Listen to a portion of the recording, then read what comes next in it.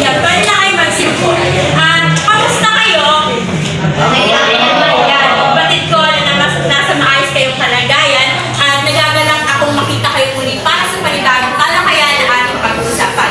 Ngunit bago ang lahat, ay naihanda ako dito ang mga video clips na kung saan ay inyong panonoorin at pagkatapos ay may mga nakaatang itong katanungan na dapat ninyo masagot.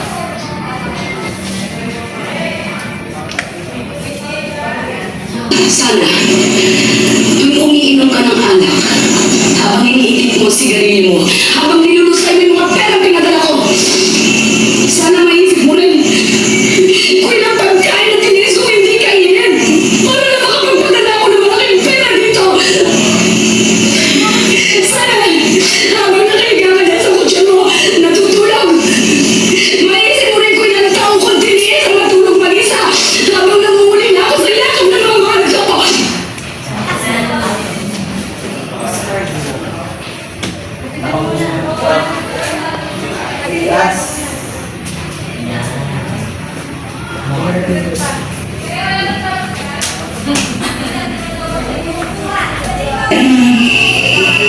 Maraming salamat sa pagpapalaki at pag-aaruga mo sa mga anak ko. Pero hindi ko na sila kaya umalay pa sa akin. Eden, pwede bang bawiin ko na sila sa'yo? Kaya ko na silang buhayin. Bakit pera naman lahat to? Ano yung nasa laka tapos yung tutulog sila? Talagay mo sa akin, Portia? Ha? Hindi, wala akong anak dito. Pumas tayo sa loob. Sige, kasi bayad mo. Wala kang anak dito. Wala kang pinamigay ng mga bata niya. Anak ko lang sila. Ayan. Mukhang ang lahat ay naging emosyonal sa napanood, kaya natindi ako na masasagot niyo ang mga katanungan na aking inihanda.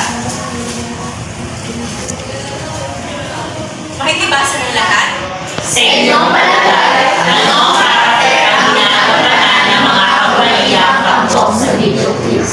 Ano ang sitwasyon sa video quiz ang nagbigay ng ideya na sila yung makina? Sa ilang pagkakataon, galing ba kung isa ng iyong ina? Sino gustong magbahagi ng kanilang kasagutan? Yes, Ivan. Sa ako pala yung mga talagang panahon ng yan sa video ay ang pagiging na ng karakter ng pagiging. Ayan, mahusay. Sino naman ang gusto sumagot sa pangalawang katanungan? Yes, Gwen.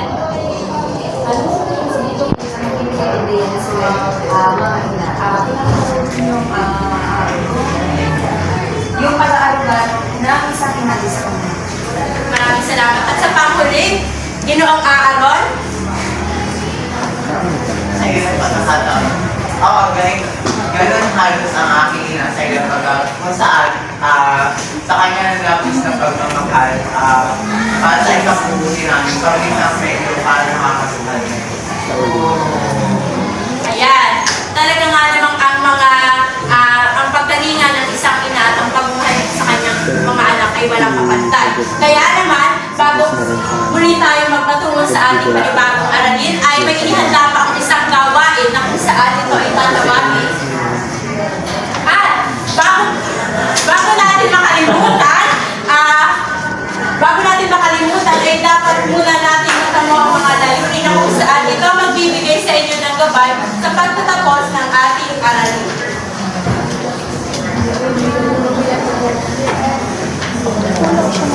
Makikibasa ng lahat? Sa pagkatapos ng aralin, kami ay inaasahang natutukoy ang mga pangunahing katangian ng isang ina na ipakikita ang pagpapahalaga at respeto sa iba't ibang tungkulin at sakripisyo ng isang ina na kapagtatanghal ng isang presentasyon na nagpapakita ng pagkakaiba ng isang ina noon at sa kasalukuyan sa pamamagitan ng gawain kayo ang bida. Ayan. At tayo tatahon na sa ating isang panggawain na tatawagin natin salita bata, na kung saan ay nakapaloob dito yung mga salita na makakasalumuhan nyo sa ating aralin. At yung mga salitang iyon ay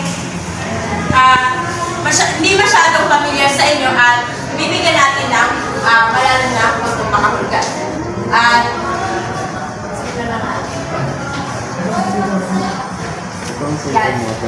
Dito sa larong ito, pipindutin ninyo yung switch na kung saan ay nandito yung mga salitang malalalim at hahanapin nyo dito kung ano yung salita na kasing kahulugan niya. Sinong nais sumagot? John R.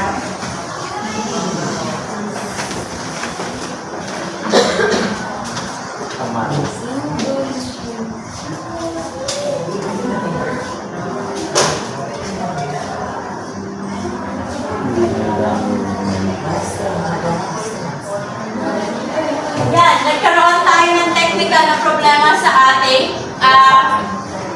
saksakan, ano? Kaya, para sa iyo, John R., ano sa iyo ang kasing kahulugan ng indulhensya? Kahit anong salita. Yung nilustay po is para sa akin is pagsasaya. Yan, mahusay, tama, ano? Na ang inustay ay kasing kahulugan ay ang pagsasaya. Gamitin mo siya sa pangungusap. Nilustay ko ang aking pera para sa isang gawain hindi ka kubulungan. Yan, tama. Sinong sunod na nais sumagot? Zaira? Palaboy-laboy, pag-aalaga. Yan, mahusay. Gamitin mo sa pangungusap ang salita palaboy-laboy. Dahil sa pagkawala ng kanyang ina, siya ay naging isang palaboy-laboy. Yan, tama ang inyong mga kasagutan, ano? At para sa sino pang gustong magsagot? Sino pang gustong sumagot? Unig. Dilustay, pagsasaya. Ayan, dilustay ng isang anak ang binigay na pera ng kanyang magulang. Tama. Para sa indulhensya, sino gustong magbahagi ng kanyang kasagutan? May idea ba kayo kung ano yung indulhensya? Ayan.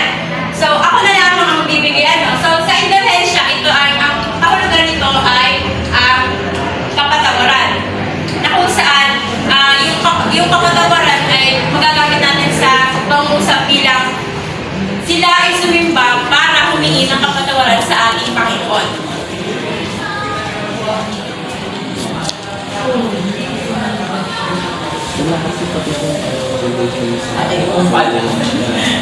Ayan, tama nga ang mga naging kasagutan ninyo. Ayan, para naman sa sunod, sinong nais magsagot sa unahan? Ryan? Tangisa na sabay-sabay na pag-iyak. Ayan, mahusay.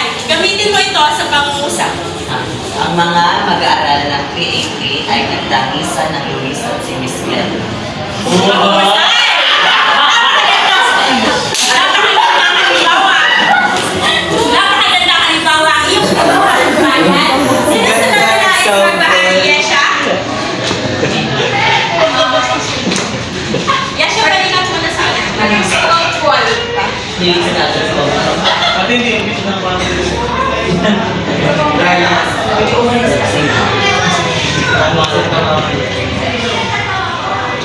Hindi natin ko.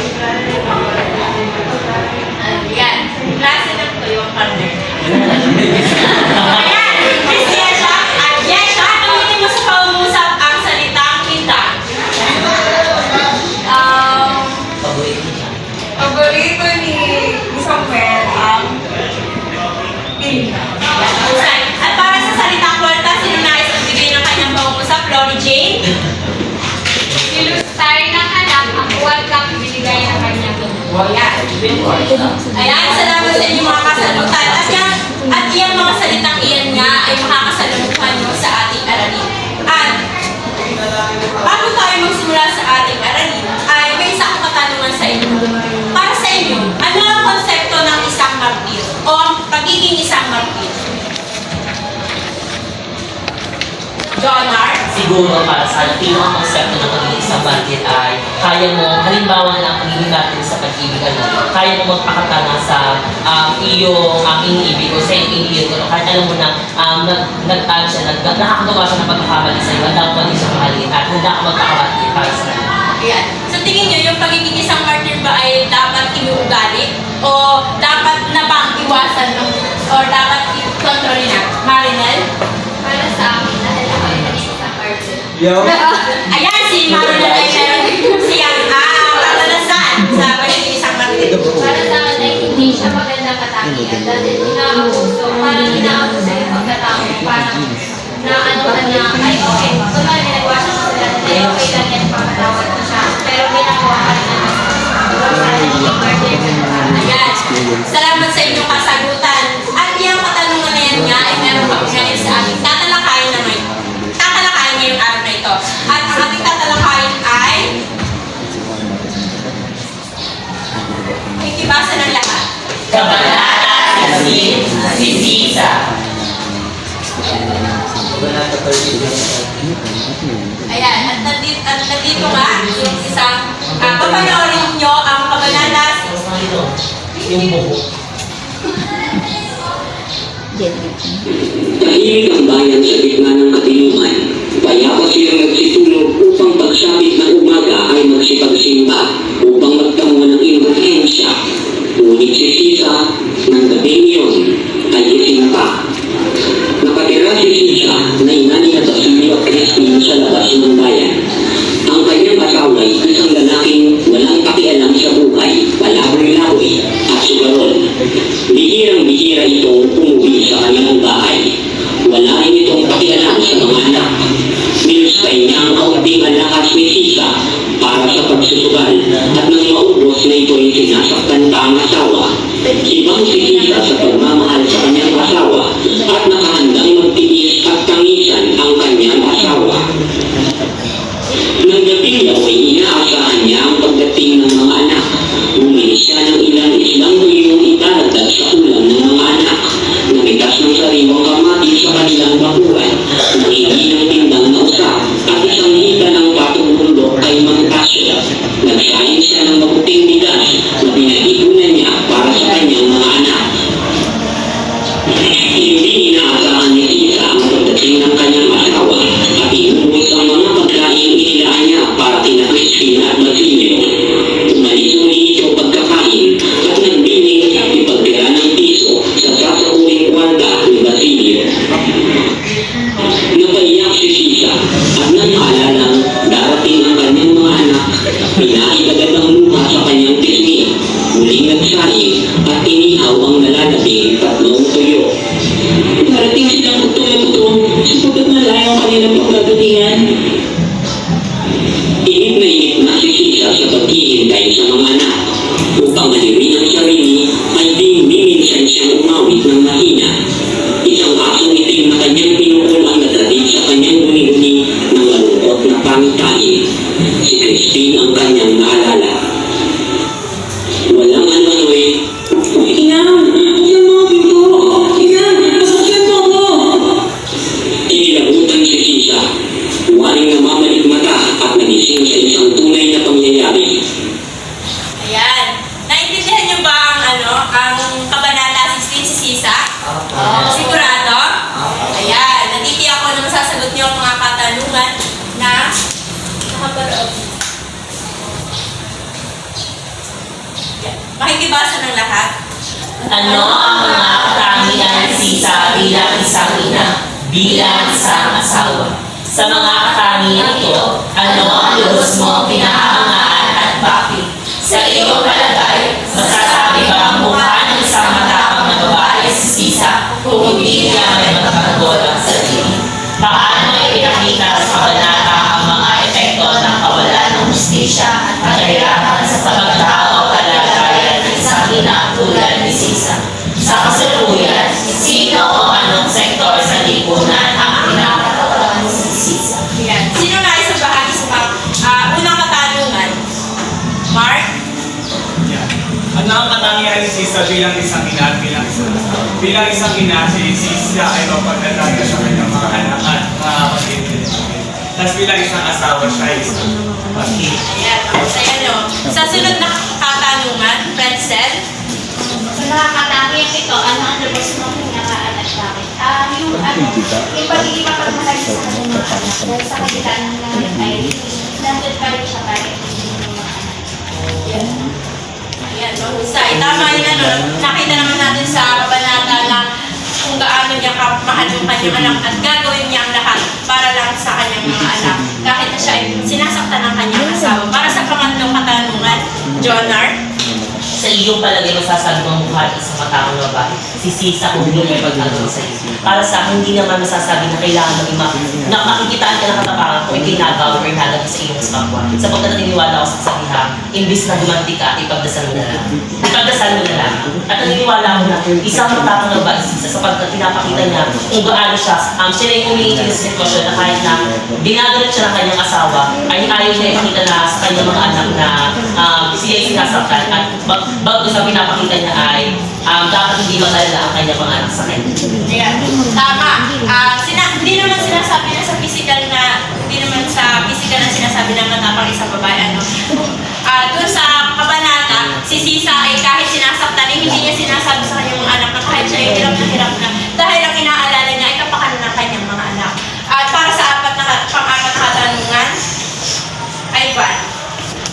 Paano yung pinakita sa kabanata ang epekto ng kawalan ng justisya, kahirapan sa pagkatao at kalagayan ng isang tulad ng Sisa? Sa kabanata ating mapapansin na ang ginagawa ng kanyang asawa sa kanya ay bubog at hindi binibigyan ng suporta si Sisa at ang kanyang mga anak. Pinapakita dito na sa ating lipunan ay nangyayari pa rin ang mga ganong sitwasyon na hindi ganun nabibigyang importansya ang pagkakaroon ng pantay na karapatan o pagtingin sa ating mga kababaihan. Yan. Tama. Dito nga sa realidad ng buhay din nangyayari ito sa atin, lalo na sa bansang Pilipinas, na kung saan ang mga babae nga ay nakararanas at walang panahon o walang pagkakataon na makapagsubong. Ngunit meron tayong mga batas na pinalabas o dineklara ng pamahalaan na kung saan ito ay umaangkla sa pangangalaga ng mga karapatan at pagkakapantay na rin sa mga kababaihan. At para sa huling katanungan, maaaring bang itong masagotan niya?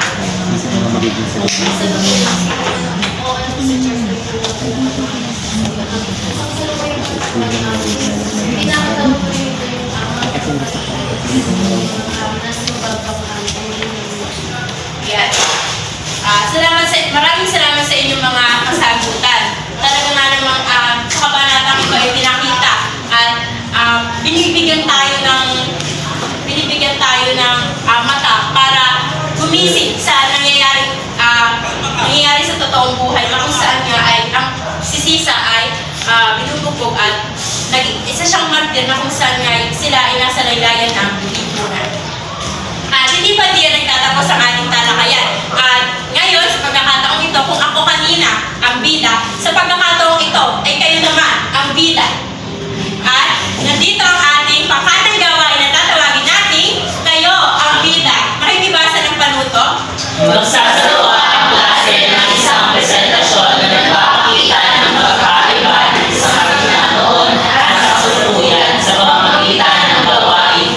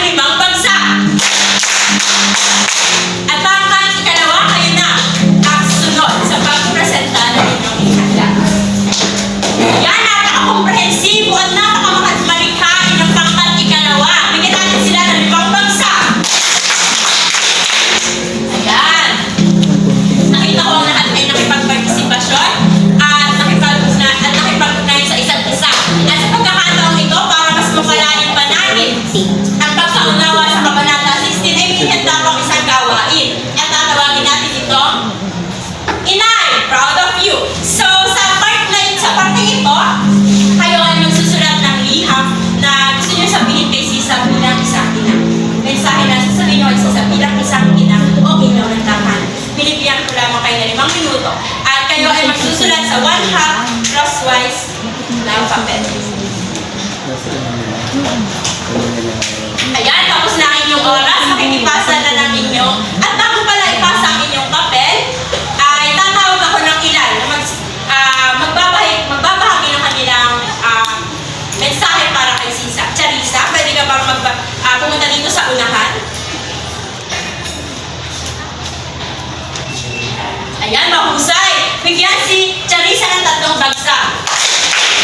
Nakita ni Charissa na talagang sa pagkakataong yun ay binigyan niya ng kahalagahan ng kanyang ina at isinabuhay niya yung mensahe na binigay na isinulat niya.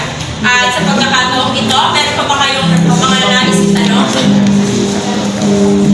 Ayan, ipasa sa unahan ng inyong isang papel.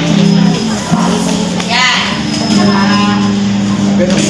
Wala na paking katanungan? Mga patilinaw?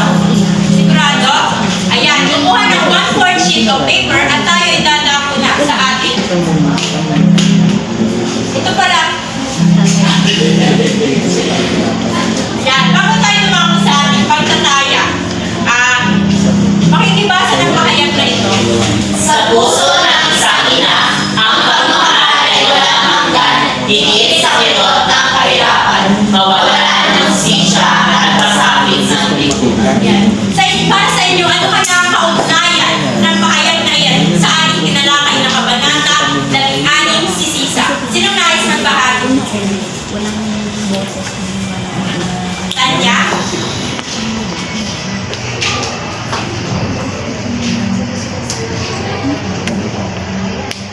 So yun, di ba sinasabi namin na talagang walang makakatumbas sa pagmamahal ng isang ina na kahit gaano kadami, kahit gaano kadami yung nagawa natin kasalanan natin. Ayan ang husay. At bilang mga anak, diba? Bilang mga anak, kayo din ba, diba? Diba ang inyong mga ina, talagang hindi nyo nakikita lahat hindi nyo nakikita sa kabila ng kanyang mga ngiti ay nandun yung mga sakripisyo at paghihirap niya para sa inyo. Na kung saan ay sa pagkakataong iyon ay hindi niya pinapakita kung gaano siya nahihirapan at laging iniisip niya ang kapakanan ninyo. At dapat lang na inyong pahalagahan ang inyong mga ina dahil sila nagbigay sa atin ng buhay. Ayun, kumuha na ulit kayo ng 1/4 sheet of paper at magsisimula na ang